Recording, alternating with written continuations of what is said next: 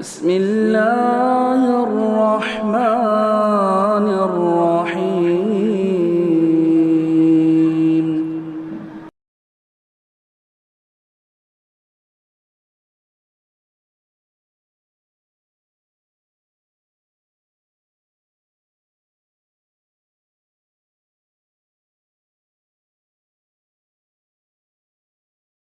الحمدللہ رب العالمین والصلاة والسلام علی سید المرسلین وعلی آلہ وصحبہ اجمعین ومن تبعہم بإحسان الی یوم الدین. اعوذ باللہ من الشیطان الرجیم. بسم اللہ الرحمن الرحیم.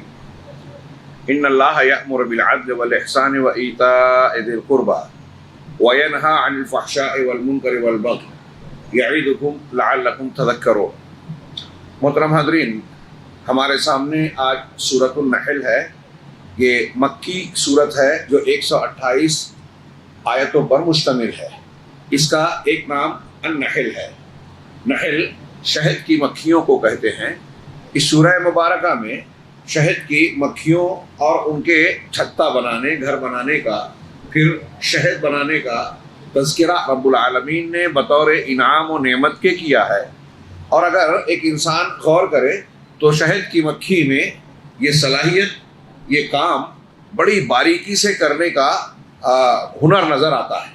یہ کوئی معمولی بات نہیں ہے. اللہ رب العالمین کی ایک بڑی نعمت کے ساتھ ساتھ یہ اللہ کی طرف سے ایک بہت بڑے غور و فکر کا مقام بھی نظر آتا ہے. شہد کی مکھیاں اللہ کی مخلوقات میں سے ان چنندہ مخلوقات میں سے ہے. مخلوقات میں سے وہ چنندہ مخلوق ہے جن کے یہاں ایک پورا نظام اور سسٹم پایا جاتا ہے. چونٹیوں میں ابھی آج کے تراویح میں سورۃ النمل پڑھی گئی، ان میں چونٹیوں کا اور چونٹیوں کی ملکہ کا اپنے ماتحتوں سے تذکرہ ہے. تحقیقات نے بتایا، جدید دور کی سائنسی تحقیقات نے، کہ ان کے یہاں باقاعدہ سسٹم ہوتا ہے. ان کے گھروں میں جو علاقے ہیں، محلے اور کالونیاں ہوتی ہیں، الگ الگ لوگوں کے الگ الگ حصے ہوتے ہیں. لڑنے والی چونٹیاں، غذا جمع کرنے والی چونٹیاں، دوسری خدمات انجام دینے والی چونٹیاں. کچھ ایسا ہی معاملہ شہد کی مکھیوں میں ہوتا ہے.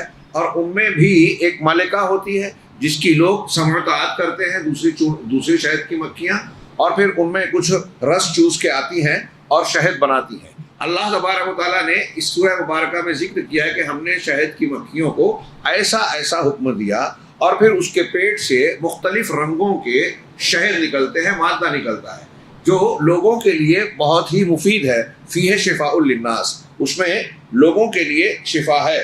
یہ اللہ تبارک و تعالیٰ کی بڑی عجیب و غریب مخلوق ہے.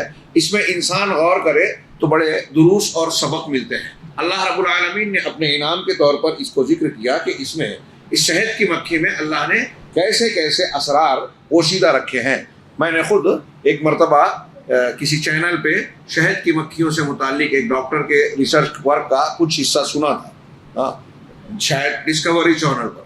اس نے بتایا تھا، جرمنی کے ڈاکٹر تھے، انہوں نے بتایا کہ میں 20 سال سے شہد کی مکھیوں کی تحقیقات کر رہا ہوں، اور بڑی عجیب عجیب باتیں انہوں نے بتائی. چھوٹی مکھی، بڑی مکھی، مکھیوں کے اپنے اپنے علاقے، ان کی خصوصیات، ایک علاقے کی مکھی دوسرے میں نہیں رہ پاتی، پھر شہد بنانے کی ان کی صلاحیتیں. اللہ رب العالمین نے اس قرآن میں کہا ہے کہ وہ اللہ نے کہا کہ ان کو ان اتخذوا من الجبال بیوتا، پہاڑوں میں اپنا گھر بنائے، چھتا بنائے.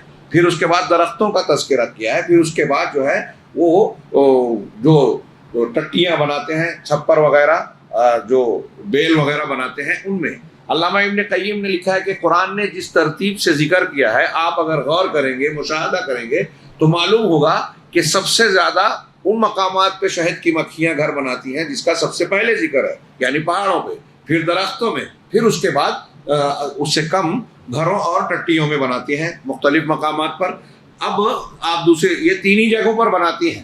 اور تیسرا، ان محقق نے کہا کہ بعض شہد کی مکھیاں درختوں کے باہر بناتی ہیں. کچھ ایسی بھی ہیں چھوٹی مکھیاں جو درختوں کے جو تنے ہوتے ہیں، اس کے کھوکھلے تنے کے اندر سائڈ میں، ان کے آنے جانے سے پتہ چلتا ہے کہ یہاں اندر اس کا چھتا یا گھر ہوگا، اور وہ بہت قیمتی شہد ہوتا ہے.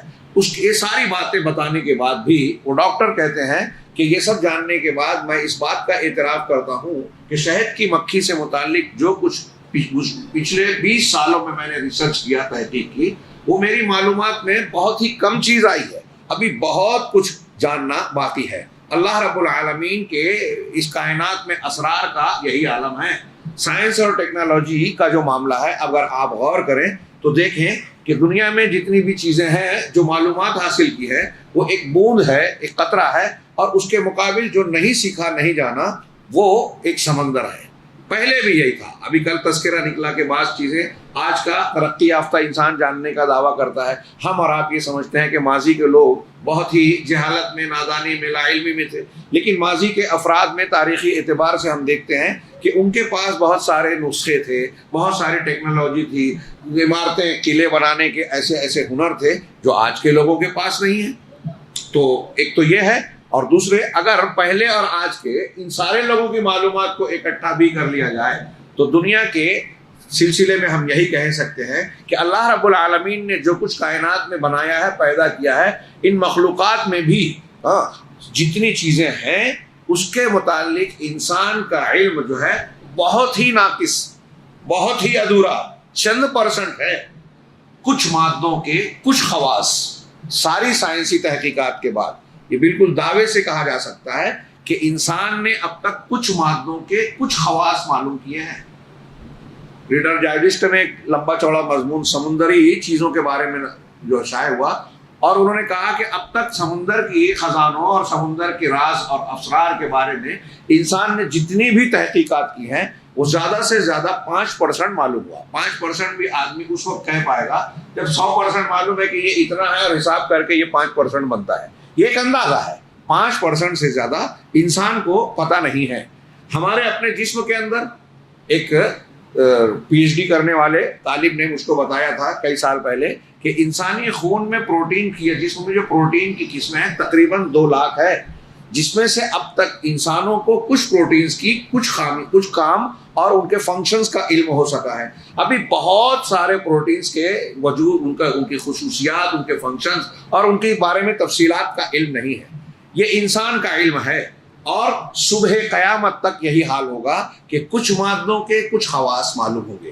اللہ رب العالمین کے یہ اسرار انسان کو دعوت فکر دیتے ہیں، اور بہت ساری چیزوں کے ساتھ، عبرت و نصیحت کے ساتھ اللہ رب العالمین کے احسان و کرم کا بھی پتہ دیتے ہیں، اس کی قدرت کاملہ کا بھی پتہ دیتے ہیں، اس کی ربوبیت عامہ کا بھی پتہ دیتے ہیں۔ بندہ ان چیزوں کے ذریعے سے اللہ رب العالمین کی معرفت حاصل کر سکتا ہے، اس کی عظمت کو جان سکتا ہے، اور پھر اللہ نے قرآن مجید میں اس کے جو اسماء، صفات اور کاموں کا ذکر کیا ہے، اگر ہم اس کو ٹھیک غور کریں تو اللہ رب العالمین کی توحید کو انسان قبول بھی کرے گا، اور وہ جیسے جیسے علم بڑھے گا انسان کے اندر اس کا مادہ بڑھتا جائے گا۔ اللہ تبارک و تعالیٰ نے شہد کی مکھی سے کئی چیزیں نکالی ہیں۔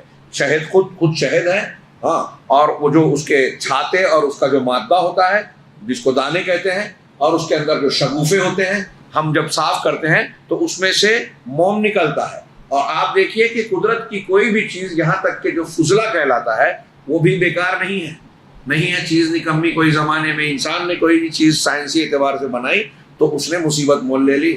پلاسٹک آج ایک مسئلہ ہے، کیمیکلز مسائل ہیں۔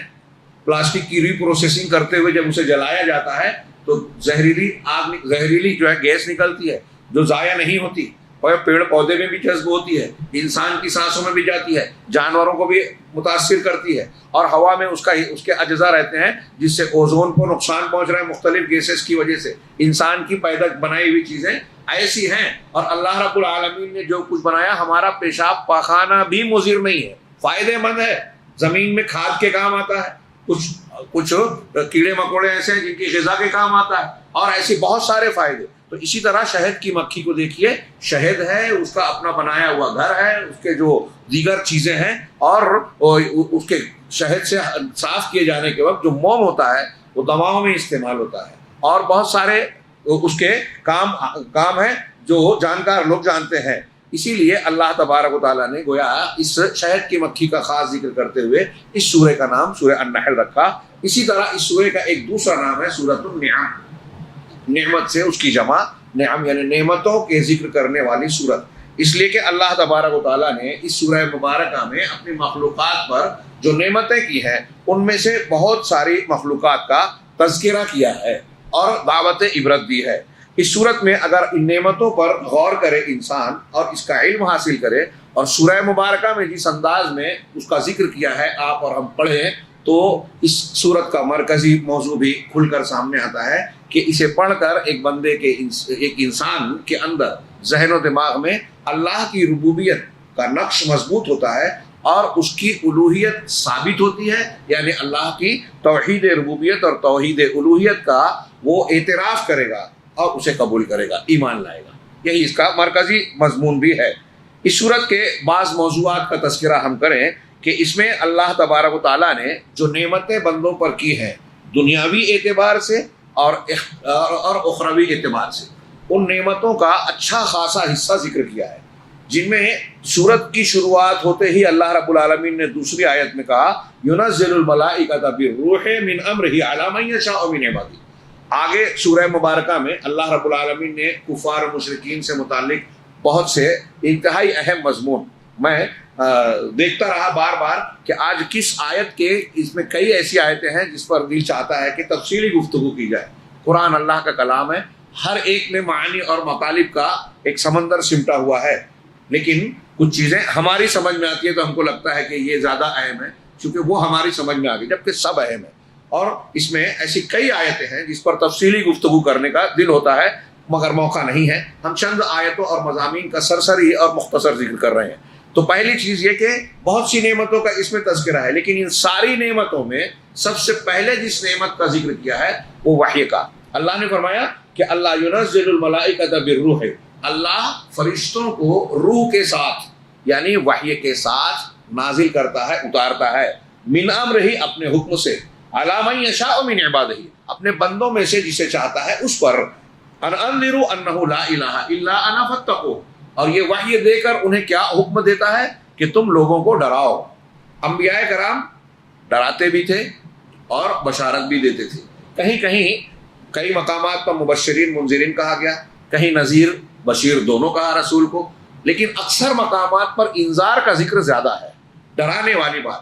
اگرچہ قرآن حدیث خوشخبریاں بھی دیتی ہے، سہولتیں بھی بتاتی ہے، لیکن انسان کو فطری اعتبار سے آپ غور کریں، ہمارے سامنے ایک نقصان کی چیز ہے، ایک فائدے کی چیز ہے۔ زیادہ اہم کیا ہے، فائدہ حاصل کرنا یا نقصان سے بچنا؟ نقصان سے بچنا۔ ہاں، ایک جگہ ہم کو کوئی فائدہ ملے نہ ملے، ہاں، لیکن نقصان سے ہم محفوظ رہیں، یہ زیادہ اہمیت کی بات ہے۔ اسی لیے حضرت عمر فاروق رضی اللہ تعالیٰ عنہ کا جو قول علامہ ابن رجب نے نقل کیا ہے بعض سندوں سے، وہ کہتے ہیں کہ میں تو چاہتا ہوں کہ اللہ تعالیٰ مجھے جنت دے نہ دے، جنت نہ دے چل جائے گا، جہنم سے بچائے یہ ضروری ہے، مجھے برابر سرابر چھوڑ دے یہ میرے لیے کافی ہے۔ تو نقصان سے بچنا یہ زیادہ اہمیت کا حامل ہے، اور ایک انسان کو نقصانات سے بچانے والی چیز اس کے ڈرانے سے، مطلب نقصان سے بچنے کے لیے تنبیہ کی جاتی ہے۔ انبیاء کرام کا ایک کام ڈرانا ہے، اور اللہ نے اکثر مقامات پر اس کا ذکر کیا کہ لوگوں کو ڈراؤ، توحید نہیں رہے گی، اللہ کے دین کو نہیں قبول کیا، اس قرآن سے آپ اور ہم اعراض کریں گے تو یہ ڈرنے کی بات ہے، بہت بڑا خطرہ ہے، چھوٹا موٹا معاملہ نہیں ہے اور افسانہ نہیں ہے، داستان نہیں ہے، یہ حقیقت ہے۔ چنانچہ اللہ تبارک و تعالیٰ نے اس کا ذکر کر کے وحی کا انذار کا تذکرہ کیا کہ اس وحی کے ذریعے سے ڈرایا جائے۔ یہیں ایک سبق یہ بھی ملا کہ ہمیں لوگوں کو ڈرانا ہے، لوگوں کو سمجھانا ہے، لوگوں کی تربیت کرنی ہے، تو اللہ کی وحی کا استعمال کرنا چاہیے۔ نبیوں کا یہی طریقہ تھا اور اللہ نے اسی مقصد کے لیے اتارا ہے وحی کو، اس کے مقاصد میں سے ایک مقصد بتایا۔ اب آپ قرآن کو چھوڑتے ہیں، حدیثوں کو چھوڑتے ہیں اور بزرگوں کے بغیر صفحات کے واقعات سناتے ہیں، فضائل اعمال ہی بتا رہے ہیں، اور چلیے ٹھیک ہے، اگر قرآن و حدیث کی بنیاد پر آپ بتاتے تو غنیمت تھی، لیکن آپ ایسے واقعات بتاتے ہیں، ایسی چیزیں بیان کرتے ہیں، حکایتیں، قصے، کہانیاں جس کا قرآن و حدیث میں کوئی وجود نہیں ہے، بلکہ ایسے بہت سے قصے بیان کیے جاتے ہیں لوگوں کی ترغیب اور ترہیب کے نام پہ، جس کے مضمون قرآن و حدیث سے صراحتاً ٹکراتے ہیں، اور جسے مان لینے پر جو مانتا ہے وہ قرآن و حدیث کی ہدایت کے خلاف ہو جاتا ہے۔ آج مسلمانوں میں یہ بکھرا پڑا ہے معاملہ، اور اس کا کوئی رد کرے، اصلاح کرنا جائے تو انہیں لگتا ہے کہ یہ مسلک کی مخالفت کر رہے ہیں، یہ انتشار پیدا کرے، جبکہ اس جھوٹے واقعات کی بنیاد پر انہوں نے قرآن کی مخالفت کی تعلیم پھیلا رکھی ہے، فرقہ بندی بنا رکھی ہے۔ جو خود گستاخ شریعت ہیں وہ صحیح بات بتانے والوں پر الزام ڈالتے ہیں، اللہ تبارک و تعالیٰ نے وحی کیوں نازل کی؟ آپ اس کو عبث اور بیکار بنا رہے ہو اور اسے چھوڑ کر یہ سمجھتے ہو کہ قرآن و حدیث سے ڈرانے کا، رغبت دلانے کا، شوق دلانے اور خوف دلانے کا کام نہیں ہوگا۔ قرآن اور حدیث میں کمی ہے، آپ کو جھوٹے قصے کہانیوں کی ضرورت پڑتی ہے، اپنے بنائے ہوئے واقعات کی بنیاد پر یہ سمجھتے ہو کہ یہ اثر انداز ہوگا۔ قرآن حدیث سے زیادہ مؤثر، قرآن اور حدیث سے زیادہ بہتر ڈرانے کا کام اور شوق دلانے کا کام دنیا کی کوئی دوسری چیز کر ہی نہیں سکتی۔ یہ عقیدہ ایک مومن بندے کا ہونا چاہیے۔ یہ اللہ کا کلام ہے، اس کی اپنی ایک تاثیر ہوگی، ہاں، جسے سن کر، تھوڑا سا سن کر بڑے بڑے لوگ اسلام میں داخل ہوئے۔ ابھی ہم اس کا کچھ تھوڑا سا تذکرہ آگے آئے گا۔ تو دنیا اور آخرت میں اللہ رب العالمین کی مخلوقات پر اللہ تبارک و تعالیٰ نے نعمتوں کا جو ذکر کیا اس سورہ میں، ان میں سر فہرست سب سے پہلے وحی کا ذکر کیا، تاکہ ان سب کے مقابلے میں بندہ جب اس کا سامنا کرے، اس کو دیکھے تو اس کو قبول کرے اور اس نعمت کا شکر ادا کرے۔ اگر ہم قرآن کو نہیں پڑھ رہے ہیں، اس پر توجہ نہیں دے رہے ہیں، اس کی اہمیت کو نہیں سمجھ رہے ہیں، تو ہم اس نعمت کی قدر نہیں کر رہے ہیں، شکر نہیں ادا کر رہے ہیں۔ اس کی قدر پہچانیے۔ دنیا میں جتنی نعمتیں ہم کو حاصل ہے، سب سے زیادہ قیمتی نعمت ہے یہ، اور یہ اسی رمضان میں نازل ہوا۔ اللہ نے کیسے اہتمام کیا کہ جس رات میں نازل ہوا اس کو 1000 مہینوں سے بہتر بنائے، کہ آپ اس رات میں قرآن کے نزول کے جشن میں، ہاں، آپ اس کو یاد کیجئے نعمت کو، اور اپنے دامن میں اللہ کا اجر و ثواب بھریں اور قرآن سے جڑ جائیں، اور رمضان کی عبادتوں کے ذریعے متقی بن جائیں۔ متقی بن گئے تو قرآن کا سے فائدہ اٹھانے والے بن جائیں گے، ہدی للمتقین۔ ہاں، آگے دوسرے مضمون کا، اس پہ میں ایک سمجھ لیجئے کہ مختصر سی بات کر کے آگے بڑھ رہا ہوں۔ یہاں نعمتوں کے تذکرے میں آپ آگے جب سورہ نحل میں پڑھیں گے تو کئی آیتیں ہیں، میں صرف اشارہ کر رہا ہوں، آپ اس کا مطالعہ ترجمے سے جا کے ضرور کریں۔ اس میں مویشیوں کا ذکر ہے، وَإِنَّ لَكُمْ فِي الْأَنْعَامِ لَعِبْرَةً، تمہارے لیے انعام میں، یعنی مویشیوں میں، چوپایوں میں عبرت ہے، نصیحت کا سامان ہے۔ نُسْقِيكُم مَّا فِي بُطُونِكُم، ان کے پیٹ میں جو کچھ ہے اس کے ذریعے سے ہم تم کو پلاتے ہیں، سیراب کرتے ہیں۔ ہاں، تو اس میں دودھ کا ذکر کیا، اور دودھ بھی کیسے بنتا ہے؟ اللہ تعالیٰ نے اس سورہ نحل کی آیتوں میں پڑھیے، بین فرث و دمن، جو اس کی غلاظت ہوتی ہے، جو ہم کیا کہیں گے اس کو، جو لید بنتی ہے گوبر وغیرہ، تو اس کی جو گندگی ہوتی ہے، غذا جانور کھاتا ہے تو ایک حصے میں گندگی بنتی ہے، ایک حصہ اس کا جو ہے وہ سمجھ لیجیے کہ کچرا یا گندا حصہ ہوتا ہے، ایک حصہ جو ہے اس کا خون بنتا ہے، جو جسم میں قوت اور طاقت کا کام کرتا ہے، انسان کی زندگی کا ذریعہ بنتا ہے۔ اور اس دونوں کے درمیان اللہ نے کہا کہ بین فرث و دمن لبنا سائغا للشاربین، خالص شراب دودھ اللہ بناتا ہے جو پینے والوں کے لیے بڑا لذیذ اور عمدہ ہوتا ہے۔ دودھ ہم روزانہ استعمال کرتے ہیں، سائنس والے کہتے ہیں کہ غذائیت کے لیے، بچے کی نشو و نما کے لیے ضروری ہے۔ ماں کے سینے میں جو دودھ آتا ہے اس کی ایک دیکھیے، پھر جو جانوروں کو، یہاں جانوروں کا تذکرہ ہے، ماں کے دودھ کا بھی تذکرہ۔ سوچئے بچہ جب پیدا ہوتا ہے تو اس وقت پیدا ہونے کے وقت اس کے معدے کی جو قوت، طاقت اور ضرورت ہوتی ہے، ماں کے سینے کا دودھ اسی اعتبار سے ہوتا ہے۔ جیسے جیسے اس کا معدہ، اس کا جسم آگے بڑھتا ہے، ماں کے دودھ میں بھی قدرتی طور سے تبدیلی آتی ہے۔ کیا یہ ایسا ہی ہو رہا ہے؟ بڑے غور کی بات ہے، کوئی چھوٹی موٹی بات نہیں ہے۔ اور دودھ پینے کے پیریڈ میں ایک بچہ کتنا دودھ پیتا ہے، ماں کی صحت اور معاملات دیکھیے، اور کتنا دودھ نکلتا ہے اس پیریڈ میں جانوروں کی مائیں کا۔ اور پھر جانوروں سے جو دودھ دوہا جاتا ہے، ہم لوگ اسے غذا کے طور پر استعمال کرتے ہیں، وہ ایک دودھ مکمل غذا کہلاتا ہے، انسان کی نشو و نما میں بہت اہم حصہ ہے۔ یہ بالکل صاف شفاف مشروب ہوتا ہے، لذیذ ہوتا ہے۔ الگ الگ جانوروں کے دودھ میں تھوڑی تھوڑی خصوصیات اور لذت کا بھی فرق پایا جاتا ہے۔ اونٹنی کا دودھ، اونٹنی میں بھورے رنگ کی اونٹنی ہو، کالے رنگ کی اونٹنی ہو، سرخ رنگ کی اونٹنی ہو، ان اونٹنیوں میں آپ کو دودھ کے لذت کا فرق ملے گا۔ بکری کا دودھ یہ ٹھنڈا ہوتا ہے، بھینس کا دودھ اس میں بادی پن ہوتا ہے، لیکن اس کی اپنی کچھ خصوصیات ہیں۔ پھر ان سے گھی بنتا ہے، ان سے اور چیزیں بنتی ہے، کتنی چیزیں بنتی ہیں۔ ایک چیز اللہ نے پیدا کی، مٹی بنایا اللہ نے، اس مٹی کا بھی ذکر ہے، مٹی بنائی، مٹی سے کتنی چیزیں، عمارتیں بنتی ہیں، گھر بنتے ہیں، برتن بنتے ہیں، لوگوں کے چیزوں کو محفوظ کرنے کے سامان بنتے ہیں، خوبصورتی کے، آرائش کے سامان بنتے ہیں، اور نہ جانے کیا کیا۔ ہاں، ایک لکڑی بنائی، درخت بنایا۔ ہاں، وہ قوالی سنی تھی ایک مرتبہ گاڑی میں، چاند پہ جانے والے انسان دیکھ تماشا لکڑی کا، بڑے عجیب عجیب اس میں مضمون ہے کہ تماشا لکڑی، اللہ نے لکڑی بنائی، لکڑی کا استعمال کہاں سے کہاں تک ہوتا ہے. بچہ پیدا ہوتا ہے تو برگاہ، جھولا یا جو بیڈ ہے، کھٹیا ہے، وہ لکڑی کی. گھر میں لکڑی، کھڑکی میں لکڑی، دروازے میں لکڑی، کرسی میں لکڑی، ٹیبل میں لکڑی، ہاں ساری لکڑی لکڑی لکڑی. پھر آدمی جب مرتا ہے تو قبر میں لکڑی. اللہ نے ایک چیز بنائی، کتنے ملٹی پرپز، کثیر الفوائد. اللہ رب العالمین کی بنائی ہوئی چیزیں ایسی ہی ہوتی ہیں. اور دودھ سے کیا کیا بنتا ہے، ڈیری فارم میں دیکھیں کتنے بزنس اور دھندے چلتے ہیں. آئس کریم ہے، لسی ہے، ہاں، اور پھر اس سے جو کھوا بنتا ہے اور چھاچھ بنتی ہے اور نہ جانے کیا کیا. تو اللہ تعالیٰ نے اس میں دودھ کا ذکر کیا، پھلوں کا ذکر کیا. پھلوں سے کیا کیا بنتا ہے، عناب اور نخیل، انگور اور کھجور. پھر کہا کہ اس سے تم شراب بناتے ہو اور رزق حسن. یہ سورہ مکی ہے، جب حرام نہیں ہوئی تھی اس وقت اللہ تعالیٰ نے نعمتوں کے ذکر میں شراب کا بھی ذکر کیا، لیکن اس کا ذکر اس انداز میں کیا کہ اس کی قباحت ہو. یعنی شراب کا ذکر کر کے بعد میں کہا رزق حسن. اس کا مطلب شراب رزق حسن، اچھی روزی، اچھا رزق نہیں ہے. بعد میں یہ مکہ میں تھا، مدینہ میں شراب کو حرام کیا گیا. تو پھلوں کو بنائے. اب پھلوں کو بھی دیکھیے، پھلوں سے کیا کیا بنتا ہے. میں نے ابھی دودھ کا بتایا، ایسے آپ غور کر لیجئے تفصیل کے بیان کیے بغیر کیا کیا بنتا ہے. پھر اس میں دوائیں ہیں، غذائیت ہے، اس سے دوائیں بنتی ہیں، مختلف بیماریوں کے علاج کا سامان ہے. ان کے درختوں کی چھالیں، کیا کہتے ہیں، تنے، اس کی بیل، اس کے پتے، ہر چیز جو ہے کسی نہ کسی فائدے میں استعمال ہوتی ہے، ملٹی پرپز ہے.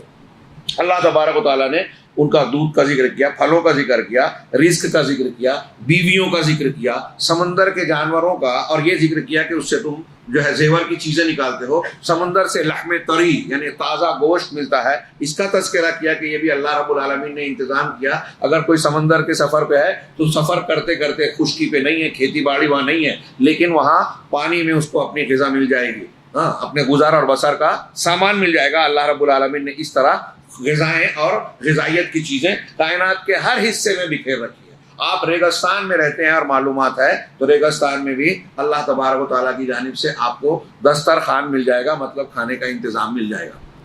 برف میں ہے جہاں پانی یا سبزی نظر نہیں آتی، وہاں بھی آپ کو انتظام مل جائے گا. عام زندگی میں تو ہم جیتے ہی ہیں، کہیں بھی رہیں کسی بھی ماحول میں، اس علاقے میں رہنے والے جانوروں اور ان کے مطالعے سے پتہ چلتا ہے کہ وہاں ان کی غذائیں موجود ہیں، وہاں ان کے اندر ایسی صلاحیتیں موجود ہے کہ بدلتے ہوئے موسم، سخت گرمی ہو یا پھر -30 ڈگری تک کی سردی ہو، ہاں، وہاں کے رہنے والے اپنے جینے کا انداز جانتے ہیں. اور اللہ رب العالمین نے یہ صلاحیت، یہ قوت ان کے اندر ودیعت کی ہے. یہ اللہ کی نعمتیں ہیں جس پر ہم غور کریں تو اچنبھے میں رہ جائیں. پھر اللہ نے ذکر کیا کہ اللہ نے تمہارے لیے گھر کا سامان دیا، جانوروں کو دیا، تو اس کے ساتھ میں جانوروں سے دودھ بھی نکلتا ہے، چمڑے بھی نکلتے ہیں. ان چمڑوں سے لوگ گھر بناتے ہیں، خیمے بناتے ہیں. ایسے خیمے اور رہائش گاہیں کہ سفر کا دن ہو یا رہائش کا، ان دنوں میں آسان ہوتا ہے، اس کو لگانا بھی آسان ہوتا ہے، اس کو لے کر چلنا بھی آسان ہوتا ہے.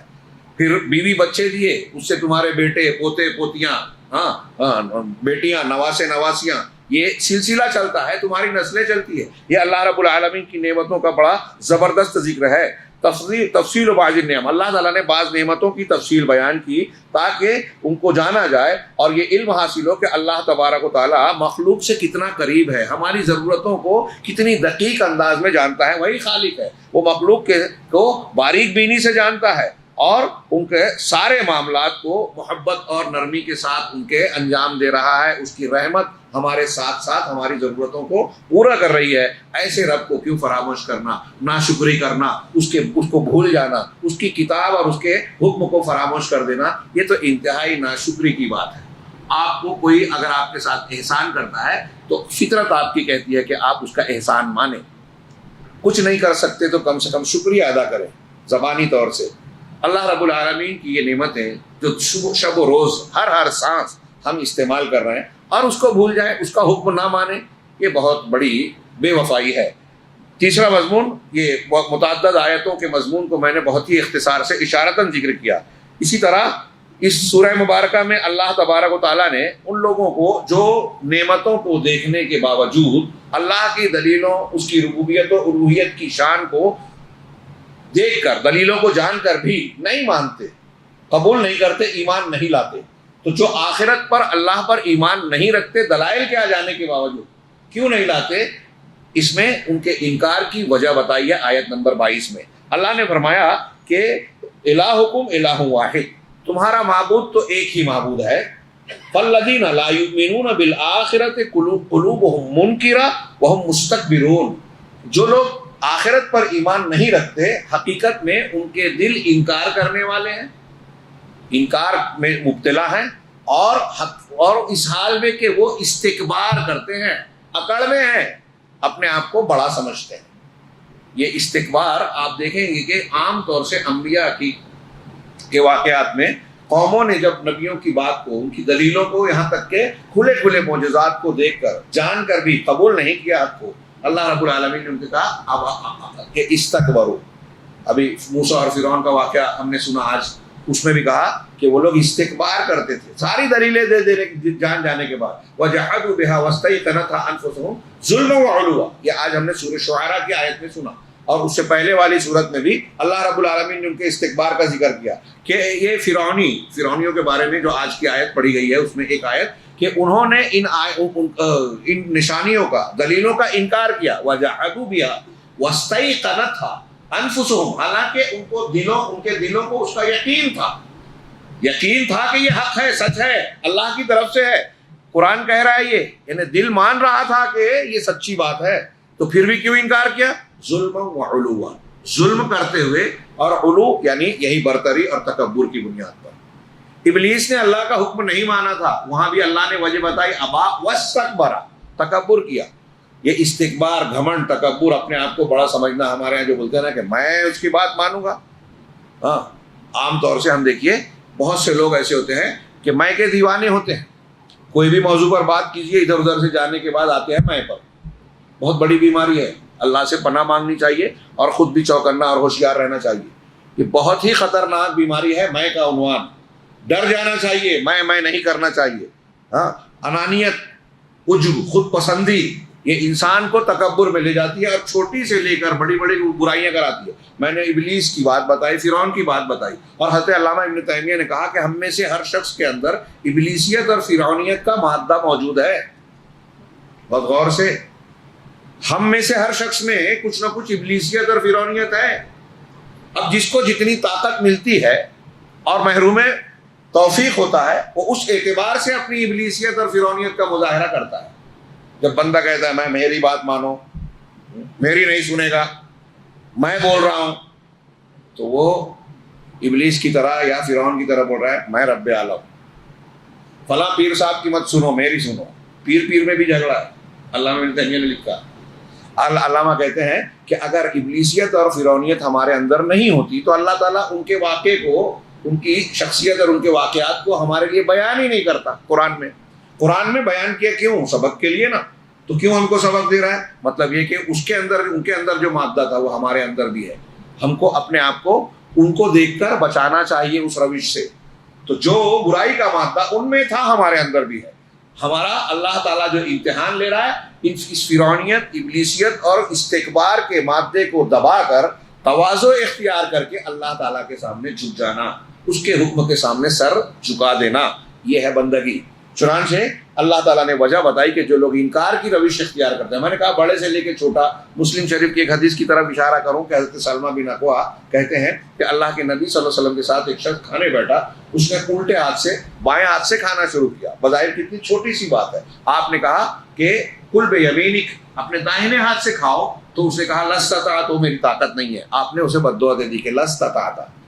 ہاں، مستطعت تو کہا لستطعت، تو کبھی اس کی طاقت نہ رکھے. تو راوی نے کہا آپ کے بد دعا دینے کی وجہ کیا تھی؟ ما منعہ الا الکبر، اسے اس کام سے جو روکا اللہ کے رسول کی بات ماننے سے، سنت کو ماننے سے، تکبر نے. آج ہمیں بھی کئی باتیں بتانا پڑتی ہے کہ یہ اللہ کے رسول کی سنت ثابت ہے، یہ نماز پڑھنے کا طریقہ یہ ہے، آپ کے فلاں عمل کرنے کا آپ سے ثابت شدہ دعا یہ ہے، یہ جو آپ پڑھ رہے ہیں افطاری کی دعا، یہ اللہ کے رسول سے ثابت نہیں ہے. وضو کے وقت کی دعائیں ثابت نہیں ہیں، بسم اللہ کر لینا کافی ہے. لیکن انسان نہیں مان رہا ہے. کہاں رکھیں گے بتائیے؟ اللہ کے رسول کی بات کو ایک اپنے آپ کو مسلمان کہنے والا نہ مانے تو وہ اسی خانے میں نہیں آ جائے گا. اللہ ہمیں محفوظ رکھے. ایک اور بیان کہ اس سورہ مبارکہ میں کچھ مخصوص احکام جو مکی زندگی کے حالات اور تقاضے تھے، اس تناظر میں اللہ رب العالمین نے بیان کیا ہے بہت ہی اہمیت کے حامل ہے.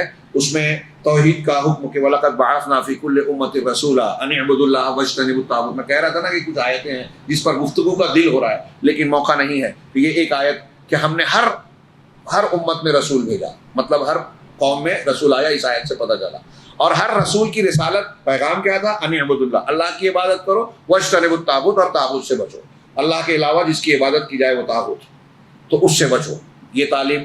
اسی طرح سے اس میں اس سورہ مبارکہ میں ایک جگہ اللہ نے کہا لا تضربوا للہ الامثال. مولانا ابوالکلام آزاد نے بڑی اچھی تشریح لکھی ہے، پڑھنا چاہیے ہمیں. ترجمان قرآن کے بعد میں اللہ کے لیے مثالیں نہ بیان کرو.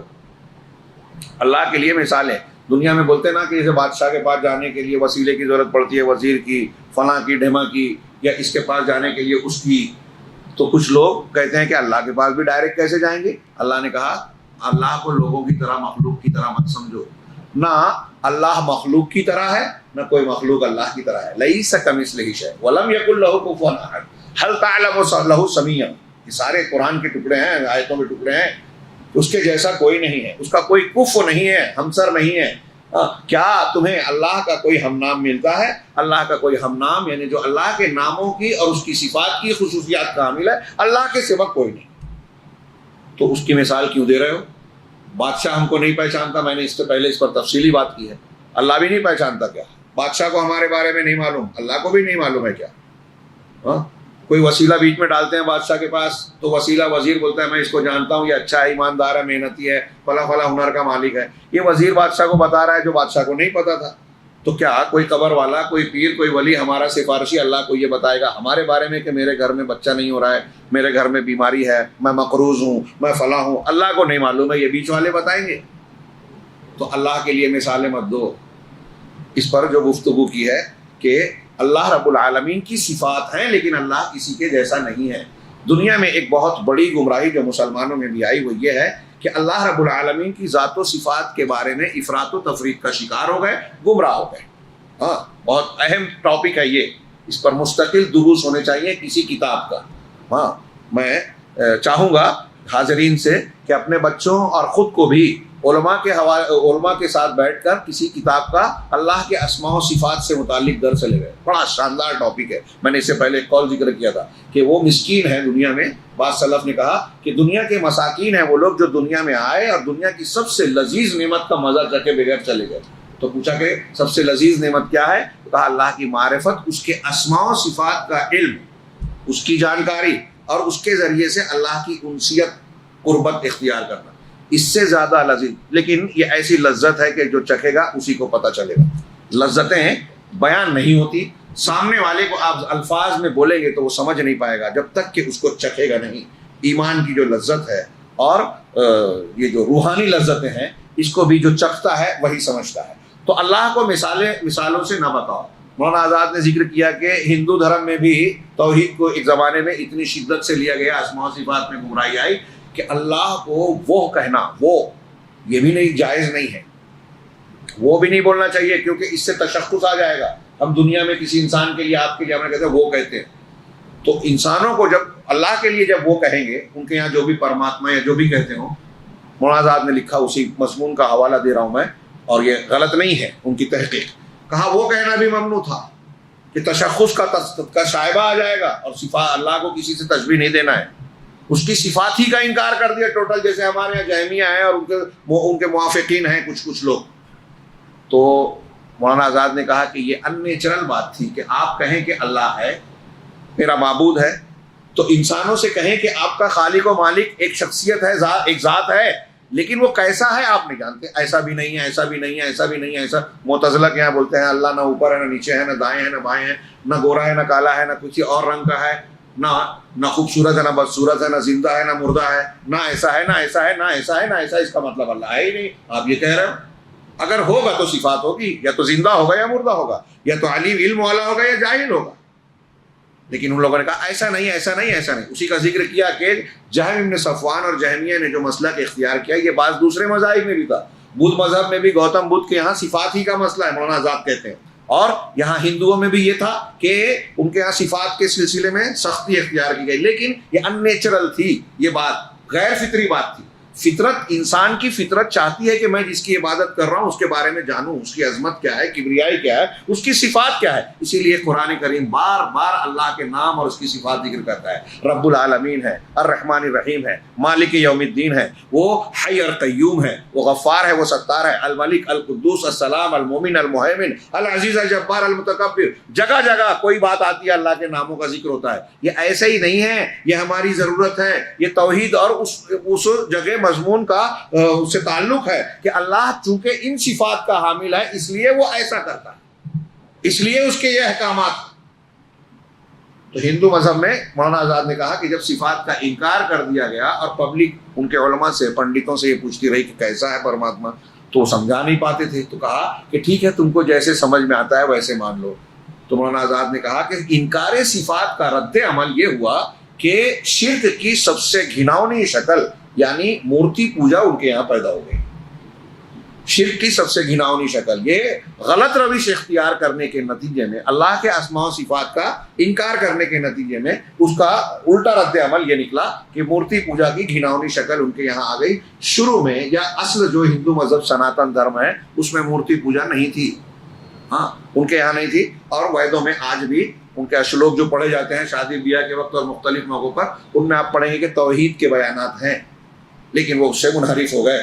اس کا یہ بھی مطلب نہیں ہے کہ ہم اسے آسمانی کتاب کہہ رہے ہیں. آسمانی کتابوں سے استفادہ کیا گیا ہے اس میں، یہ تو واضح نظر آتا ہے، لیکن ہمارے پاس کوئی آسمانی دلیل نہیں ہے کہ اس کے آسمانی کتاب اور اس کے ماننے والوں کو اہل کتاب کہیں. اہل کتاب یہود و نصارہ ہیں، توریت اور انجیل کو ماننے والے. تو بہرحال اس میں جو قرآن کی آیتیں ہیں، ایسے کئی احکامات اس سورہ مبارکہ میں بیان کیے گئے. اللہ کے لیے المثل الاعلیٰ ہے، یہ بھی کافی زبردست مضمون ہے.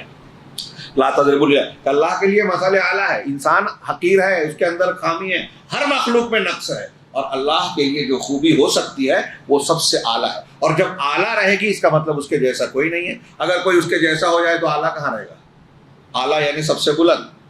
سب سے بلند ہے مطلب جو دوسرے ہیں سب اس سے نیچے ہیں. اگر کوئی برابر ہو گیا تو وہ سب سے بلند نہیں رہا. تو لہ المثل الاعلیٰ اس میں سورہ میں موجود. اسی طریقے سے اس سورہ مبارکہ میں ہجرت کے متعلق کچھ احکامات و تفصیلات ہیں، جہاد سے متعلق ہے. اور ایک چیز کا انہوں نے ذکر کیا کہ ہم کو حکم دیا گیا امر بالعدل، انصاف کا حکم، احسان کا حکم، اور فحشاء اور بے حیائی سے روکنے کا، منکر سے روکنے کا، اور وعدہ خلافی سے روکنے کا. یہ جس آیت کی طرف اشارہ کر رہے ہیں وہ آیت اس لائق ہے کہ اس پر لمبی چوڑی بحث کی جائے. دکتور ربی نے اسی پر گفتگو کی اور یہ بیان کیا کہ اس سورہ مبارکہ کی یہ آیت بہت ہی عظیم الشان ہے. کون سی؟ ان اللہ یأمر بالعدل والاحسان وایتاء ذی القربى وینہی عن الفحشاء والمنکر والبغی یعظکم لعلکم تذکرون. بعض مفسرین نے کہا کہ ساری اچھائیوں کی تعلیم اور برائیوں سے منع کرنا اس ایک آیت میں اللہ نے جمع کر دیا. اور دکتور ربی نے بیان کیا، ذکر کیا کہ تفسیری کتابوں میں آپ دیکھیں تو عہد اول کے بہت سارے رؤوسا صرف اس ایک آیت کو سن کر ایمان لے آئے. اقسم یا اقسم، اس کا جو بھی تلفظ ہو، اقسم یا اقسم ابن سیفی ایک شخص تھے، ان کے سامنے جب یہ قرآن کی آیت پڑھی گئی تو ان اللہ یأمر بالعدل والاحسان والی آیت، تو انہوں نے کہا کہ انی قد اراہ یأمر بمکارم الاخلاق. اپنے قبیلے کے لوگوں سے کہا کہ ارے یہ جو آیت اور وحی ہے اسے میں دیکھ رہا ہوں کہ یہ مکارم اچھے اخلاق کی تعلیم دے رہی ہے، حکم دے رہی ہے، اور جو برے اور گھٹیا اخلاق ہیں قابل مذمت ملامت ان سے منع کر رہی ہے یہ آیت. لہٰذا جب یہ ایسی تعلیم پیش کرنے والا کلام ہے تو انہوں نے کہا اپنے قبیلے کے لوگوں سے فَكُونُوا فِي هَذَا الْأَمْرِ رُؤُوسًا وَلَا تَكُونُوا فِيهِ أَذْنَابًا. تم اس میں سر بنو، دم مت بنو. تم لوگ اس میں سر بنو، دم مت بنو. کیا مطلب؟ یعنی آگے رہنے والے بنو، پہلے لوگ آگے بڑھ جائیں پھر تم پیچھے پیچھے چلو، ایسے مت بنو.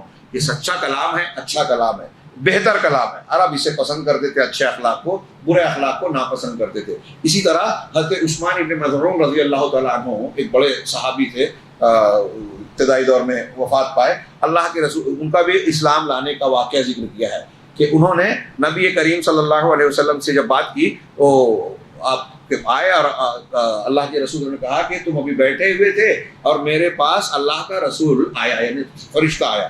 تو ان کا اللہ کا رسول کہا تو پھر تم سے اس نے کیا کہا؟ رسول نے تم کو کیا بتایا؟ اللہ کی طرف سے کیا پیغام لایا؟ تو اللہ کے رسول صلی اللہ علیہ وسلم نے کو سنایا ان اللہ یأمر بالعدل والاحسان وایتاء ذی القربى وینہی، آیت اخیر تک پڑھی. یہ سننا تھا تو عثمان نے کہا فذلک حین استقر الایمان فی قلبی واحببت محمدا. یہ مستد احمد کی روایت ہے کہ وہی وقت تھا جیسے ہی میں نے یہ آیت سنی تو یہ وہی وقت تھا کہ میرے دل میں ایمان جم گیا اور میں محمد صلی اللہ علیہ وسلم سے محبت کرنے لگا. ہاں یہ آیت بہت ہی جامع ہے. میں بہت ہی اختصار سے اشارہ کروں، آپ غور کیجئے. اللہ تعالیٰ کہہ رہا ہے عدل کا، اللہ تمہیں عدل کا حکم دے رہا ہے. عدل کا ایک معنی انصاف، ظلم کی ضد جس کو قسط بھی کہتے ہیں. انصاف، ہر حقدار کو، اس کی تعریف مفسرین کہتے ہیں وضع الشیء فی غیر فی محل، جبکہ ظلم کی تعریف ہے وضع الشیء فی غیر محل، کہ ظلم کسی چیز کو اس کے غیر مقام پر رکھنا ظلم ہے، اور ہر چیز کو اس کے مقام پر رکھنا یہ عدل ہے، انصاف ہے، قسط ہے. انصاف کا بھی ایک ترجمہ کیا، شاید میں بعد میں بھول جاؤں. ایک ترجمہ یہ بھی کیا ہے، کچھ لوگوں نے مانا کیا ہے کہ اللہ تمہیں اعتدال کا حکم دیتا ہے، یعنی کسی بھی معاملے میں نہ حد سے آگے بڑھو نہ حد سے پیچھے ہٹو، درمیان میں ٹھیک ٹھیک جو مناسب راستہ ہے اعتدال کے ساتھ اسے اختیار کرو. یہ بھی دین کی خوبی ہے.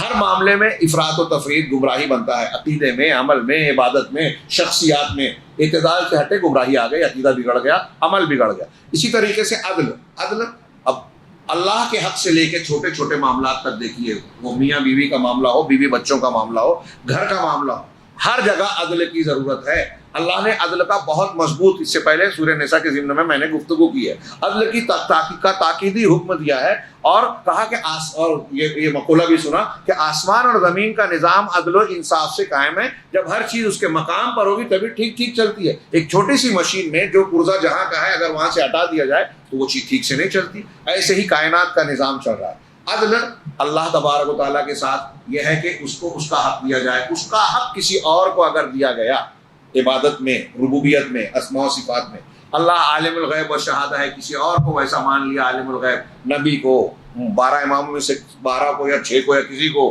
پیر صاحب کو، فلاں کو. اللہ مردوں کو زندہ کرنے والا ہے، کسی اور کو مان لیا. اولاد دینے والا اللہ ہے، کسی کو مان لیا. یہ سب سے بڑا ظلم ہوا. اگر اس ظلم پہ توبہ کیے بغیر بندہ مر جائے تو کبھی جہنم سے نہیں نکلے گا، کتنی بھی نیکیاں دوسری کی ہو. تو اللہ کا حق، عبادت میں سجدہ اللہ کا حق ہے، رکوع اللہ کا حق ہے، قیام اللہ کا حق ہے، طواف کرنا اللہ کے گھر کا حکم دیا اللہ کا حق ہے. کسی اور قبر کو، آستانے کو کیا، اللہ کا حق دوسرے کو دیا، سب سے بڑا ظلم کیا. حلال حرام کرنا، اسی سورہ مبارکہ میں یہ بھی دیا ہے وَلَا تَقُولُوا لِمَا تَصِفُ. اس آیت پر بھی بات کرنی چاہیے لیکن یہی میں ذکر کر دوں کہ اللہ نے کہا وَلَا تَقُولُوا لِمَا تَصِفُ أَلْسِنَتُكُمُ الْكَذِبَ. تمہاری زبانیں جو جھوٹ بولتی ہیں وہ بات تم نہ کہو ہذا حلال و ہذا حرام، کہ یہ حلال ہے یہ حرام ہے. اپنے جی سے کہنے لگو یہ حلال ہے حرام ہے، لِتَفْتَرُوا عَلَى اللَّهِ الْكَذِبَ، تاکہ تم اللہ پر جھوٹ باندھو. جو اللہ پر افترا پردازی کرتا ہے نا وہ فلاح نہیں پا سکتا. اگر آپ کہہ رہے ہو کہ یہ حلال ہے یہ حرام ہے شریعت میں، تو شریعت کس کی ہے؟ اللہ کی ہے. آپ اللہ کی طرف منسوب کر رہے ہو. اگر اللہ نے ایک چیز حلال کی ہے اور آپ حرام بول رہے ہو تو اللہ کے خلاف جا رہے ہو. چھوٹا موٹا معاملہ نہیں ہے. اور آج ہمارے یہاں کتنے مفتیان فتویٰ دیتے ہیں کوئی مسلک کی بنیاد پر، یہ جانتے ہوئے کہ اللہ تعالیٰ نے حلالے کو، اللہ کے رسول نے لعنتی کام کہا ہے، یہ حرام ہے، کہتے ہیں ہمارے مسلک میں اجازت ہے. سود حرام ہے، قرآن میں صاف ہے، ہمارے مسلک میں یہ ہے کہ ایسے ایسے حالات ہو تو جائز ہو جائے گا. راستہ نکالتے ہیں حرام کو حلال کرنے کا یہودیوں کی طرح. ہاں کھلواڑ کرتے ہیں شریعت کے ساتھ. تو پھر آپ رمضان المبارک میں قرآن اتنے اہتمام سے پڑھ رہے ہو، یہ تراویح میں دوسرے مقامات پہ تلاوت کر رہے ہو، بیکار ہے، گلے کے نیچے نہیں اتر رہا ہے. قرآن کہہ رہا ہے سود کو اللہ نے حرام کیا اور آپ توبہ کرنے کے لیے تیار ہی نہیں ہے. اعتکاف میں بیٹھ کر بھی سودی حساب کر رہے ہیں. تو یہ ایک چیز کہ اللہ کا حق ہے، اللہ کا حق کسی کو دیا، کسی پیر کو، امام کو، بزرگ کو یہ سمجھ لیا کہ وہ جسے حلال کہیں حلال، وہ جسے حرام کہیں حرام، تو یہ آپ نے اللہ کا حق اسے دے دیا. تو یہ سب سے بڑا ظلم ہے. اللہ کے ساتھ انصاف توحید ہے. کائنات کا سب سے بڑا انصاف توحید، کائنات کا سب سے بڑا ظلم شرک. اس کے بعد رسول کا جو حق ہے رسول کو دو. اللہ کے رسول کو ہم رسول کہہ رہے ہیں لیکن رسول کی حدیث کے مقابلے میں امام کی بات مان رہے ہیں، دادا کی بات مان رہے ہیں، پیر صاحب کی بات مان رہے ہیں. یہ رسول کے مقام کے ساتھ ظلم ہے. ہاں اس کے درجات ہو سکتے ہیں، کبھی کفر سے کم درجے کا گناہ کبیرہ، کبھی چھوٹا، جیسی آپ کی حیثیت ہے. یہ رسول کے ساتھ ہے. ماں باپ کا حق ہے، ان کو ادا کرنا انصاف کا تقاضا ہے، بچوں کا حق ہے. اور اب مختلف مقام پر دیکھیے کہ آپ کی کئی اولاد ہے، اولاد میں انصاف کرنا ہے. اللہ کے رسول کے ایک صحابی نے ایک بیٹے کو گھوڑا غلام دیا، اور ان کی بیوی نے کہا تھا، اور اللہ کے رسول کے پاس گیا، کہا آپ گواہ بن جائے. کہا آپ کی اور بھی اولاد ہے؟ کہا ہاں. کہا سب کو دیا؟ کہا نہیں. کہا میں ظلم پر گواہ نہیں بن سکتا. اپنی اولاد کے سلسلے میں انصاف کرو، اولاد کے بارے میں انصاف کرو. آپ نے 2-3 مرتبہ کہا، بخاری مسلم کے مختلف الفاظ کے ساتھ یہ حدیث مروی ہے. اولاد میں انصاف کرنا ہے. ایک سے زیادہ بیویاں اگر ہیں ان میں انصاف کرنا ہے. ہاں، اگر آپ کسی ادارے کے، مسجد کے، حکومت میں ذمہ دار ہیں، آپ 2 جھگڑوں کے بیچ میں پنچ اور فیصل ہیں، تب انصاف کرنا ہے. ہمارے یہاں لوگ بڑے دھڑلے سے اور جرأت سے بولتے ہیں کہ قرآن حدیث ہم کو نہیں معلوم، ہم آپ کے درمیان ایک فیصلہ کریں گے، ماننا پڑے گا. کیوں ماننا پڑے گا؟ آپ کون ہیں؟ اور اگر آپ کو قرآن حدیث نہیں معلوم ہے تو آپ فیصل کیسے بن رہے ہیں؟ بننا ہی نہیں چاہیے، ڈرنا چاہیے. ہم امام حنیفہ، امام فلاں کے بارے میں پڑھتے ہیں کہ بادشاہ نے کہا قاضی بن جاؤ، کہا نہیں بن سکتا، نہیں بنوں گا. کیوں انکار کرتے تھے؟ ڈرتے تھے کہ غلط فیصلہ کیا اللہ کے یہاں بچیں گے نہیں. اور ہم جاہل ہو کے فیصلے کریں، قرآن حدیث نہیں معلوم ہے ہمارا فیصلہ مانو. کتنے لوگ اس طرح کر رہے ہیں کہ علم نہیں ہے. ایسے ہی ہمارے یہاں ان کو بھی ڈرنا چاہیے جو آدھی ادھوری کتابیں پڑھ رہے ہیں، گوگل سے یا کسی سے کوئی آدھی ادھوری تعلیم حاصل کی، علماء سے باقاعدہ اصولی تعلیم حاصل نہیں کی اور فتوے دے رہے ہیں. دعوت و تبلیغ کا کام، بلغوا انی ولو آیا. ٹھیک ہے، آپ کو 1 آیت معلوم ہے تو 1 آیت بتائیے، 2 آیت معلوم ہے 2 بتائیے، 4 معلوم ہے تو 10 مت بتائیے. اور وہی کر رہے ہیں لوگ. جب آپ کو نہیں معلوم تو اگر آپ بتا بھی رہے ہیں تو دعوت و تبلیغ کا باقاعدہ کام کر رہے ہیں تو علماء کی سرپرستی میں کریں. فتویٰ مت دیجیے، جو آپ کو نہیں معلوم ہے وہ مت بتائیے. نہیں معلوم ہے تو مجھے نہیں معلوم ہے کہیے. لیکن ہمارے یہاں لوگ کر رہے ہیں، اور یہ چھوٹا موٹا فتنہ نہیں ہے، بہت بڑا ہے. قیامت کی نشانی ہے کہ چھوٹوں سے لوگ علم لیں گے. اسی طریقے سے یہ العدل کی بات کر رہا تھا، بات لمبی ہو رہی ہے، سمیٹ دیتا ہوں کہ انصاف ہر چیز کو اس کے حد پر رکھنا. اللہ نے عدل کا حکم دیا، ہر حقدار کو حق دیا جائے. حکومت والوں کو قرآن کی آیت اگر سمجھ جائیں اور استعمال کر لیں، پڑھ لیں، مان لیں، تو سیاست کا اور حکومت کرنے کا ڈھنگ آ جائے گا. یہ جو ظلم کر رہے ہیں، ہاں، کسی کے گھر پہ بلڈوزر چلا رہے ہیں، کسی کے ہاتھ میں ملک کی چیزیں بیچ رہے ہیں، اور کسی کو غریب سے غریب تر کر رہے ہیں، کسی کو اس کے حقوق سے محروم کر رہے ہیں، اور نہ جانے کیا کیا سب کر رہے ہیں. یہ ظلم ہے، اور ظلم کبھی پھلتا نہیں ہے. ہاں، علامہ ابن تیمیہ نے قول نقل کیا کہ اللہ تبارک و تعالیٰ کفر کے ساتھ حکومت کو باقی چھوڑ دیتا ہے، لیکن ظلم کے ساتھ نہیں چھوڑتا. لیکن ظلم کے کچھ سال گزرتے ہیں تو ہمیں یا ظالم کو ایسا لگتا ہے کہ بہت لمبی عمر ہے، کامیاب ہو رہا ہے. کامیاب تو ہو ہی نہیں سکتا، انجام اس کا ٹھیک نہیں ہوگا. تو یہ عدل کا معاملہ ہے. اس کے بعد احسان حسن سلوک. اللہ کے ساتھ احسان عبادت میں، اس طرح عبادت کرو کہ اللہ کو دیکھ رہے ہو، نہیں تو وہ تمہیں دیکھ رہا ہے. یہ اللہ کے ساتھ احسان. بندوں کے ساتھ احسان، جانوروں کے ساتھ احسان، بندوں میں ماں باپ ہیں، دوسرے ہیں، ہر ایک کے ساتھ حسن سلوک. احسان کا درجہ حسن سلوک اور اچھائی یہ عدل سے اوپر ہے. اگر آپ کسی کو 100 روپیہ دینا ہے، 100 سے بڑھا کر 110 دے رہے ہیں تو 10 روپیہ خوشی سے دے رہے ہیں، یہ احسان ہے. 100 روپیہ انصاف ہے، 110 احسان ہے. یہ میں نے سمجھانے کے لیے مثال دی جو اس سے پہلے بھی بیان کر چکا ہوں. وَإِيتَاءِ ذِي الْقُرْبَى، اور قرابت دار جو رشتہ دار ہیں ان کے حقوق کو انجام دو، ان کے ساتھ حسن سلوک کرو. یہ تیسرا حکم ہے کہ رشتوں کا خیال رکھا جائے، اس کا بہت لحاظ، رشتوں کی بہت تاکید کی گئی ہے. رشتہ کاٹنے والا جنت میں نہیں جائے گا. لا يدخل الجنة قاطع، بخاری کی روایت ہے. ہاں، رشتہ کاٹنے والے کی دعا قبول نہیں ہوتی. اور اگر آپ عمر میں رزق میں اضافہ چاہتے ہیں، بخاری مسلم کی حدیث ہے، تو چاہیے کہ آپ رشتے کو جوڑیں، صلہ رحمی کریں. تو وَإِيتَاءِ ذِي الْقُرْبَى وَيَنْهَى، اور اللہ منع کرتا ہے عن الفحشاء، فحشاء سے، بے حیائی سے، بڑے بڑے گناہوں سے، گندگی سے، ننگی فلموں سے، ننگی تصویروں سے، ننگی باتوں سے، عشق و معاشقے سے، زنا بدکاری سے، ہم جنسی سے، سب آ گیا فحشاء میں، ہر قسم کی بے حیائی، بے پردگی. تو فحشاء سے وَيَنْهَى عَنِ الْفَحْشَاءِ وَالْمُنْكَرِ، اور منکر، ہر وہ چیز جو ناپسندیدہ ہو، شریعت نے جس کو گناہ قرار دیا ہو، برائی قرار دیا ہو، وہ سب منکر ہے، اللہ اس سے منع کر رہا ہے. اب وہ سب سے پہلے شرک ہے، پھر بدعت ہے، پھر کبیرہ گناہ ہے، پھر حقوق العباد میں لوگوں کے ساتھ ناانصافیاں، مظالم اور غیبت، چغلی، جھوٹ، ساری برائیاں، کسی کو تکلیف دینا راستوں میں کہیں بھی، ہاں، وہ ساری چیزیں آ گئی منکر میں.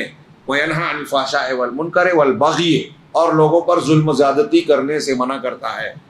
یہ آیت 3 چیزوں کا حکم اور 3 چیزوں سے ممانعت. آپ دیکھیں کہ اخلاقیات اور انصاف کے جتنے بھی اچھائیوں کے تقاضے ہیں اور برائیوں سے بچنے کے سب اس آیت میں سمٹ جاتے ہیں. اللہ نے فرمایا کہ یعظکم لعلکم تذکرون، اللہ تم کو واعظ کر رہا ہے، نصیحت کر رہا ہے تاکہ تم سمجھ جاؤ، سیکھ جاؤ، سدھر جاؤ. ہاں اس کے بعد یہ بتایا کہ کفر نعم میں، نعمتوں کا انکار کرنے میں لوگوں کی حالتیں الگ الگ ہیں. اس میں آیت نمبر 58، 73، 101 وَإِذَا بُشِّرَ أَحَدُهُم بِالْأُنثَىٰ ظَلَّ وَجْهُهُ مُسْوَدًّا وَهُوَ كَظِيمٌ کہ کچھ انسان ایسے ہیں کہ جب انہیں لڑکی کے پیدا ہونے کی بشارت دی جاتی ہے تو اس کا چہرہ سیاہ ہو جاتا ہے اور وہ تھکا ماندہ، اس کا دل جو ہے وہ تنگ ہو جاتا ہے، تنگ دل، حرج میں محسوس، انقباض محسوس کرتا ہے. بتائیے بچی، اس آیت سے پتہ چلا کہ بیٹی نعمت ہے، بیٹی بھی نعمت ہے، لیکن کچھ لوگ اس نعمت کو نعمت نہیں سمجھتے، آر کی وجہ سمجھتے ہیں، اور بہت بڑی نعمت ہے، چھوٹی نہیں ہے. ہاں اللہ کے نبی صلی اللہ علیہ وسلم کو 4 بیٹیاں ملی، 3 بیٹے 4 بیٹیاں، تو ایک نعمت کا انکار کرنے والے وہ ہیں. اور اسی طرح وَيَعْبُدُونَ مِن دُونِ اللَّهِ مَا لَا يَمْلِكُ لَهُمْ رِزْقًا رِزْقًا مِنَ السَّمَاءِ، یہ کچھ ایسے لوگوں کی عبادت کرتے ہیں کہ جو آسمان و زمین سے ان کے رزق کے مالک اور اختیار نہیں ہے، کچھ کرتے بھی نہیں ہیں، اور ان کو جو ہے اپنا معبود بنا رکھا ہے. ہاں آپ دوسرے کو اپنا ابا بولیں تو کیسے چلے گا؟ ہاں تو جس کا جو حق ہے وہ دیا جائے، یہ بھی کفران نعمت ہے. اللہ روزی دے رہا ہے، آپ اس کو نہیں پہچان رہے، جو نہیں دے رہا ہے اس کے سامنے جھک رہے ہیں. اسی طریقے سے ایک آیت، یہ 53 نمبر کی آیت میں وما بکم من نعمت فمن اللہ، جو بھی تمہارے پاس جو بھی نعمت ہے سب اللہ کی جانب سے ہے. ہاں ثم اذا مسکم الضر فالیہ تجأرون، اور جب تمہیں کوئی تکلیف مصیبت آتی بھی ہے تو تم اسی کی طرف گڑگڑاتے ہو، ہاں اسی کی طرف پلٹتے ہو. ثم اذا کشف الضر عنکم اذا فریق منهم یشرکون، لیکن جب اللہ تمہاری مصیبت کو، تکلیف کو دور کر دیتا ہے، اس کو اللہ سے مانگتے ہو، دعائیں مانگتے ہو کہ بچا لے، مصیبت سے نجات دے دے، اور اللہ جب نجات دے دیتا ہے تو پھر تم میں سے ایک جماعت ایسی ہے جو شرک کرنے لگتی ہے. یہ الگ الگ لوگوں کے کفران نعمت، کفر اللہ کی بے وفائی، نافرمانی، غداری کا نمونہ اس سورہ کریمہ میں نظر آتا ہے.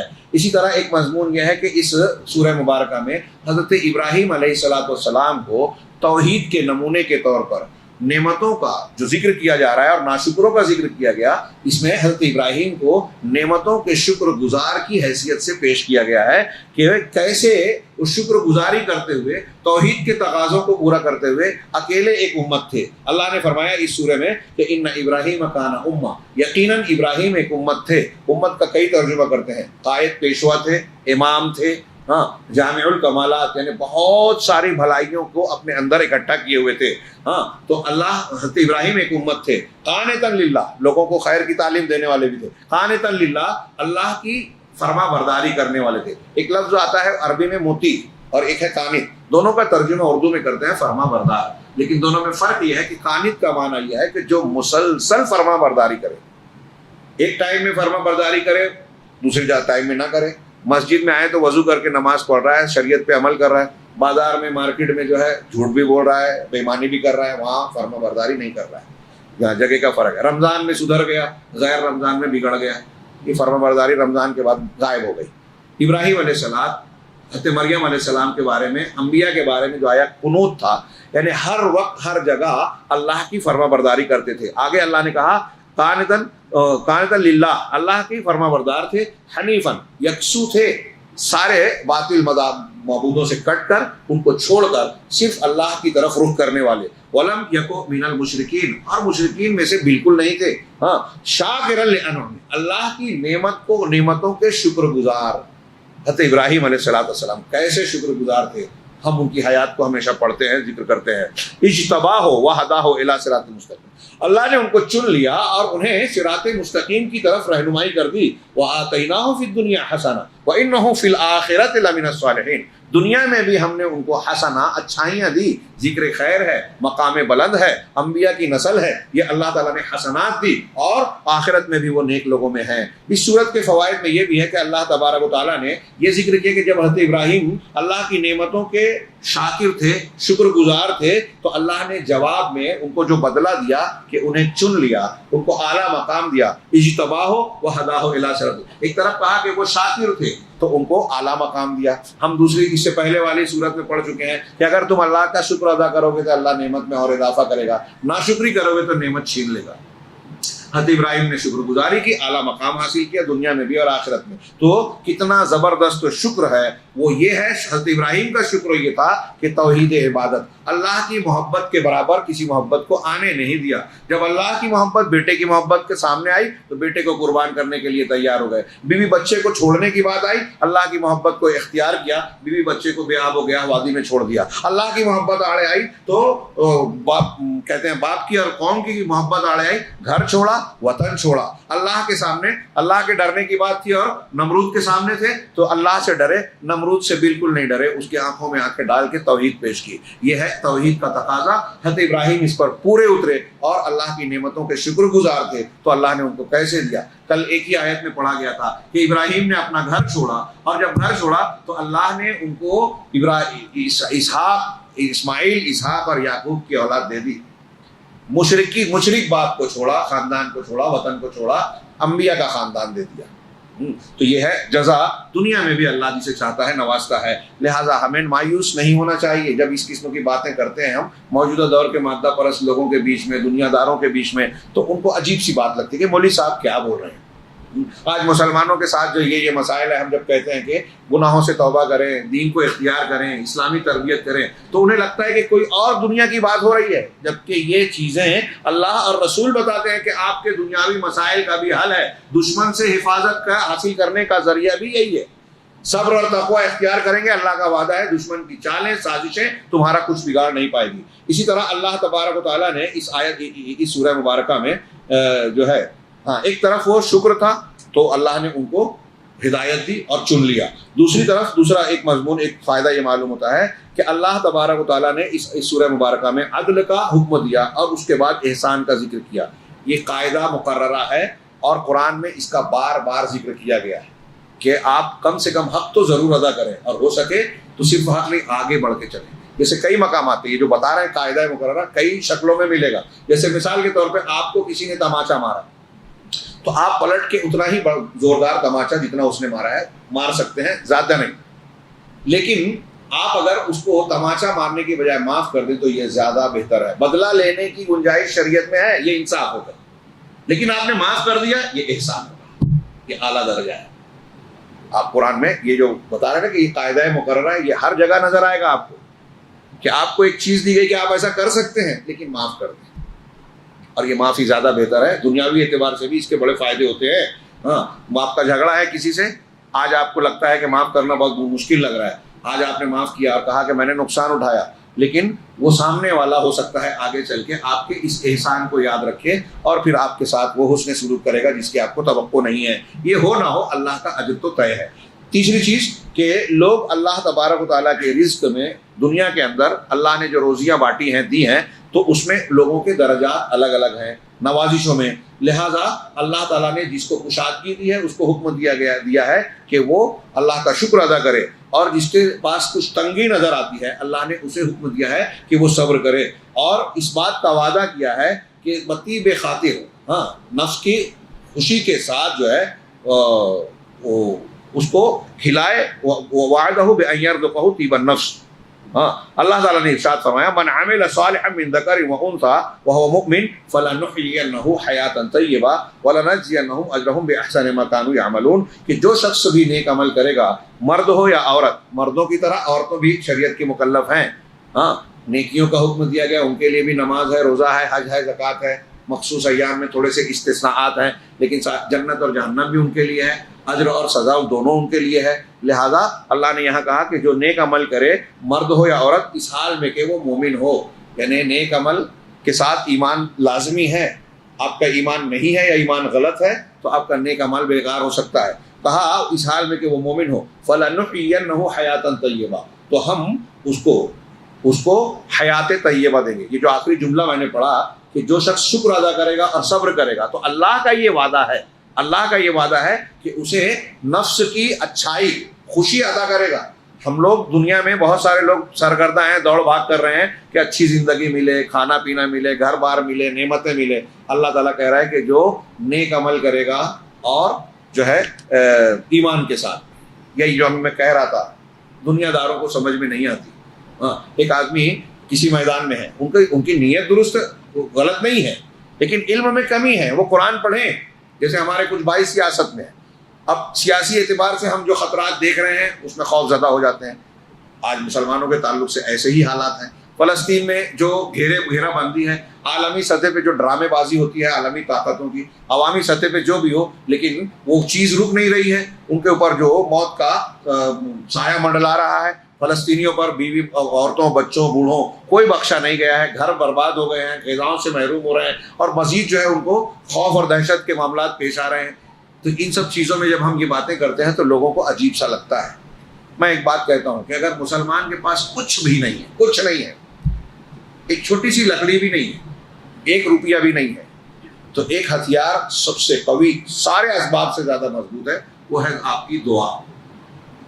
دعا یہ کوئی رمضان کے مہینے میں مطلب اس پر بھی توجہ دینا چاہیے. روزے کے احکامات بیان کرتے ہوئے اللہ نے بیچ میں کہا وَإِذَا سَأَلَكَ عِبَادِي عَنِّي فَإِنِّي قَرِيبٌ أُجِيبُ دَعْوَةَ الدَّاعِ إِذَا. دعا کا مسئلہ بیان کیا. یہ دعا بہت کوئی معمولی چیز اس کو مت سمجھیے، بس ہمیں آداب دعا جاننا چاہیے، ہمیں وہ احکام جاننا چاہیے جس کی وجہ سے دعائیں قبول نہیں ہوتی. آپ حرام کھاتے ہیں، اللہ نے کہا، اللہ کے رسول نے کہا دعا قبول نہیں ہوگی. رشتہ کاٹ رکھا ہے، دعا قبول نہیں ہوگی. جلد بازی کریں گے، دعا قبول نہیں ہوگی. آپ کے سامنے برائی ہو رہی ہے، آپ روک سکتے ہیں، نہیں روک رہے ہیں، دعا قبول نہیں ہوگی. یہ چیزیں درست کیجیے. اور دعا ضائع نہیں ہوتی.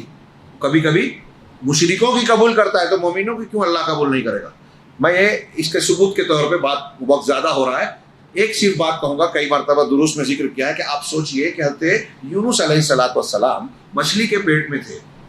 وہاں کون سا سبب تھا مادی اعتبار سے؟ کس کا کون سا نیٹ ورک تھا؟ موبائل نیٹ ورک، کوئی ایسی چیز تھی جس کے ذریعے پیٹ کے باہر کے کسی انسان کو خبر کرتے کہ میں یہاں ہوں، میری مدد کیجئے، کچھ امدادی چیزیں بھیجیے؟ کون سی چیز تھی حضرت یونس علیہ السلام؟ کوئی چیز نہیں تھی مادی اعتبار سے. اور اس ایسی حالت میں کوئی بابا، کوئی پیر، کوئی ولی، کوئی نبی جان بھی نہیں سکتا کس کے ساتھ کیا ہو رہا ہے. صرف اللہ کی ذات ہے جو جانتی ہے، اور وہاں سے پکارا جائے وہ سنتی ہے اور اس بات پر قدرت رکھتی ہے کہ وہ اس کو بچا سکتی ہے. اللہ کے سوا کوئی نہیں. حضرت یونس علیہ السلام نے لا الہ الا انت سبحانک انی کنت من الظالمین، مسبحین میں سے تھے، تسبیح بیان کرنے والے. قرآن نے کہا نمازی تھے، پیغمبر تھے. ان کی مچھلی کے پیٹ سے ان کی دعا نے اثر کیا اور اللہ نے نکالا. تو میں یہ کہتا ہوں کہ کچھ نہیں ہے تو ہمارے پاس دعا ہے. اس کو حقیر مت سمجھیے. کبھی بھی کسی بھی حالت میں ایک ایمان والے کو مایوس نہیں ہونا چاہیے، اس لیے کہ اس کائنات کا نظام رب العالمین چلا رہا ہے. دنیا میں کسی کو حکومت مل گئی، اس کے پاس کچھ فورس ہے، محکمے ہے، وہ کتنا بھی اترائے وقت کا فرعون اور نمرود ہو، لیکن اگر اللہ رب العالمین کا جب فیصلہ آئے گا تو ان کی ساری نمرودیت اور فرعونیت دیکھتے دیکھتے ختم ہو جائے گی، تباہ و برباد ہو جائے گی. چنانچہ اللہ تبارک و تعالیٰ کا وعدہ یہ ہے مسلمانوں سے کہ اگر آپ عمل صالح کر رہے ہیں، مومن ہیں، تو اللہ حیات طیبہ دے گا. یہ دنیا میں وعدہ ہے. اگر آپ بولتے ہو کہ مولوی صاحب کیا بات کر رہے ہیں، تو یہ بولیے کہ اللہ تعالیٰ کیا بات کر رہا ہے. یہ اللہ کہہ رہا ہے، ہم مولوی نہیں کہہ رہے ہیں کہ حیات طیبہ ملے گی. آپ کی زندگی صدموں، پریشانیوں سے، رسوائیوں اور ذلتوں سے نہیں گھری ہوگی. حیات طیبہ وَلَنَجْزِيَنَّهُمْ أَجْرَهُمْ بِأَحْسَنِ مَا كَانُوا يَعْمَلُونَ. اور جو عمل وہ کرتے تھے اس کا بہتر سے بہتر بدلہ، بہتر اجر قیامت کے بعد، اس کے بعد میں دیا جائے گا. یہاں ایک واقعہ ذکر کیا حفصہ بن سیرین کا. ان کے ایک بیٹے کا انتقال ہوا، جو بڑی غمگین تھیں، اور وہ رات میں اٹھی، نماز پڑھنے لگی. ہماری خواتین تھیں تو اس نماز میں انہوں نے سورہ نحل کی تلاوت کی، اور جب اس آیت کو پہنچی جو سورہ نحل کی آیت نمبر 96 ہے، مَا عِندَكُمْ يَنفَدُ وَمَا عِندَ اللَّهِ بَاقٍ، جو تمہارے پاس ہے وہ ختم ہو جانے والا ہے، اور جو اللہ کے پاس ہے وہ باقی رہنے والا ہے. وَلَنَجْزِيَنَّ الَّذِينَ صَبَرُوا أَجْرَهُمْ بِأَحْسَنِ مَا كَانُوا يَعْمَلُونَ. اور ہم ان لوگوں کو جو صبر کرتے ہیں ان کا اجر، ان کے اعمال کا بہتر سے بہتر انداز میں ہم بدلہ دیں گے. یہ آیت انہوں نے پڑھی تو ان کو تسلی ہو گئی، ان کا غم ختم ہو گیا، اور اپنے دل میں جو دقت پریشانی محسوس کرتی تھی وہ دور ہو گئی. آخر میں انہوں نے کچھ قول نقل کیا کہ اللہ تعالیٰ نے اس سورہ مبارکہ میں شہد کی مکھی کا تذکرہ کرتے ہوئے کہا اتخذی کلی اسلکی، کہ اختیار کرو، اتخذی بیوتن، گھر بناؤ. اتخذی کہا، کلی کھاؤ کہا، مختلف پھولوں اور پھلوں سے رس چوسو. اسلکی اور چلو اپنے رب کے راستے پر آسانی کے ساتھ چلو. ہاں اللہ نے کہا ہم نے شہد کی مکھی کی طرف وحی کی کہ تم پہاڑوں میں، درختوں میں، گھروں میں ان اتخذی من الجبال بیوتا ومن الشجر ومما یعرشون، اور لوگ جو ٹٹیاں بناتے ہیں، بیل چڑھاتے ہیں. تو اللہ نے کہا ہم نے وحی کی. یہاں وحی سے مراد جو انبیاء کی طرف ہوتی ہے وہ نہیں، جو دل میں بات ڈالی ہے اللہ نے، فطرت میں ودیت کی ہے. ہمارے لوگ کہتے ہیں نا مچھلی کے بچے کو تیرنا سکھانا نہیں پڑتا. کس نے سکھایا؟ ہاں اللہ نے، وہ رب العالمین ہے. بلی کو کس نے بتایا کہ بچے کو تھوڑی تھوڑی دیر پہ جگہ چینج کرنا چاہیے ورنہ بلا آئے گا، پھاڑ دے گا، مار ڈالے گا، کھا جائے گا؟ کس نے بتایا؟ اللہ نے. تو ویسے ہی اس نے شہد کی مکھی کو وحی کی، مطلب اس کے دل میں بات ڈالا، الہام کیا، ودیت کر دی، فطرت بنا دی کہ تو پہاڑوں میں اور ان جگہوں پر اپنا گھر بنا اور رسوں سے پانی چوس، پھلوں سے پھولوں سے رس چوس. فلما نفذت الأرض، اللہ نے شہد کی مکھی کو یہ حکم دیا. تو جب شہد کی مکھی نے اللہ کے حکم پر عمل کیا تو اللہ نے اس کے پیٹ سے شہد نکالا. یہ اس اللہ کی تعریف سے بندوں کو یہ سبق دیا جا رہا ہے، ہم کو اور آپ کو توجیہ ہے کہ اگر ہم اللہ کے احکامات کی پیروی کریں گے اور اس کو اپنی زندگی میں نافذ کریں گے تو ہم بھی اپنے سماج کے لیے مفید بن جائیں گے اور خیر و برکت کا سبب بن جائیں گے. ہمارے ذریعے سے سماج کو شہد ملے گا، بیماریوں کا علاج ملے گا. اسی طریقے سے اللہ تعالیٰ نے کہا وَأَوْحَىٰ رَبُّكَ إِلَى النَّحْلِ أَنِ اتَّخِذِي مِنَ الْجِبَالِ بُيُوتًا وَمِنَ الشَّجَرِ وَمِمَّا يَعْرِشُونَ، کہ جو ابھی میں نے آیت پڑھی کہ تمہارے پروردگار نے شہد کی مکھی کی طرف اس کے دل میں یہ بات ڈالا کہ پہاڑیوں میں اپنا گھر بناؤ، درختوں میں، اور جو لوگ ٹٹیاں بناتے ہیں، جو لوگ چھپر بناتے ہیں. تو علامہ ابن قیم کہتے ہیں کہ غور کرو کہ شہد کی مکھی نے کس طرح سے اس حکم کی اطاعت کی اور اپنے پروردگار کی بات کو مانا. چنانچہ جو میں نے شروع میں کہا تھا کہ آپ غور سے دیکھیں گے تو شہد کی مکھی کا گھر انہی 3 جگہوں پر ملے گا. اور یہ جس کو گھر کہہ رہے ہیں ہم چھتا کہتے ہیں. اس کو دیکھیے کہ ہاں سائنس والے ہوں گے، اس پر ریسرچ کیا جاتا ہے. شہد کی مکھی جو چھتا بناتے ہیں اس میں جو خانے ہوتے ہیں نا جس میں شہد جمع ہوتا ہے، وہ اس کو کیا بولیں گے، مسدس جیسا رہتا ہے، 6 خانے والا.